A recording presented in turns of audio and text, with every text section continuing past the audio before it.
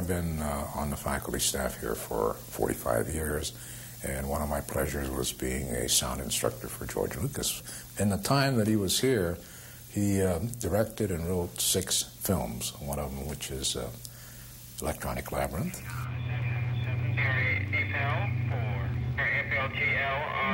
It was filmed, I think at the time they were building some of the subways for L.A., you know, because it's all underground type of background.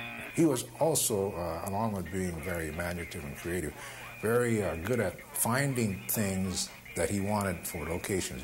He kind of knew people that knew things, and they always ask him, where can I go to get this or that? And, well, that's part of being a good filmmaker, is knowing where to go or what to do. You know. He was interested in every aspect of filmmaking, and that's another thing we reinforce here at the school, is that you should learn all aspects of filming, from writing the script on through to sound, editing, post-production, so forth, so that you're what we call a complete filmmaker. Many of the crew and the cast were people from the Navy. We used to have a Navy enlisted persons program here.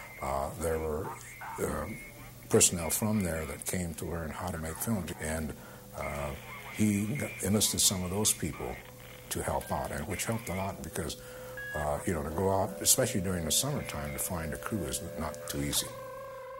George dressed very, at that time, you know, it's kind of, not hippie, but kind of casually, and looking at him, you would never guess that he would become the George Lucas of the 21st century.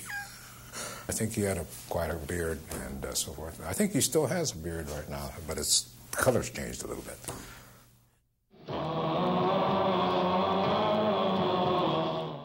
I'm Martin Hines, and I play George Lucas in George Lucas in Love.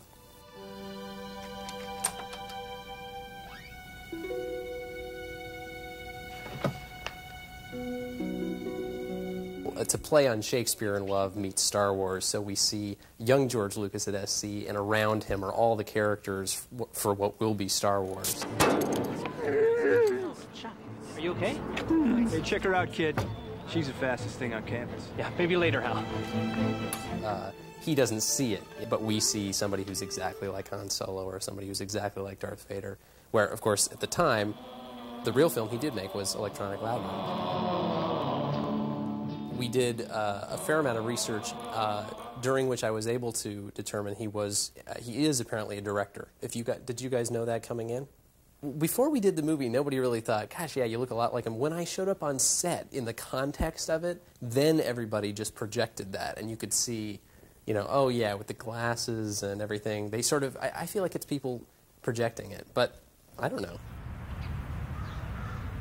I was actually a film student at SC. Most of our classes were in buildings that ended in the word Lucas. You know, of course, he was responsible for the incredible facilities there, the amazing reputation the school has. I think he's helped build that quite a bit. Not just the films that he made there, but the contacts he was able to bring in to help the school. Shooting the film at SC, you know, was a lot of fun for us. Actually, in the building that's called the George Lucas Instructional Building, you know. It was a treat.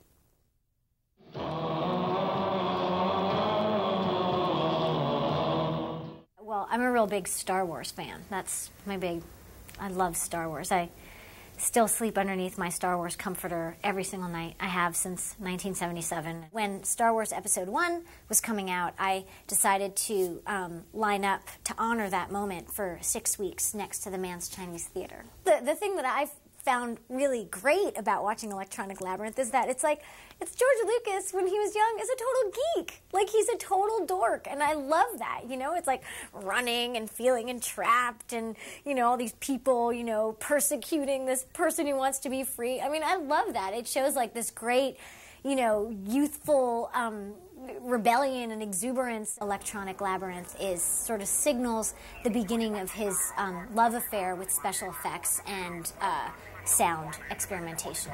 A lot of the sound in Electronic Labyrinth is very similar to Star Wars and in Empire Strikes Back. There's no real talking. It's not like they're telling you what the story is, but through this sort of layering of sound, you know, you sort of instinctually know what the story is about. I think that Electronic Labyrinth is so important because it deals with themes that George Lucas likes to revisit constantly, which is the individual breaking free from, the sort of faceless oppression.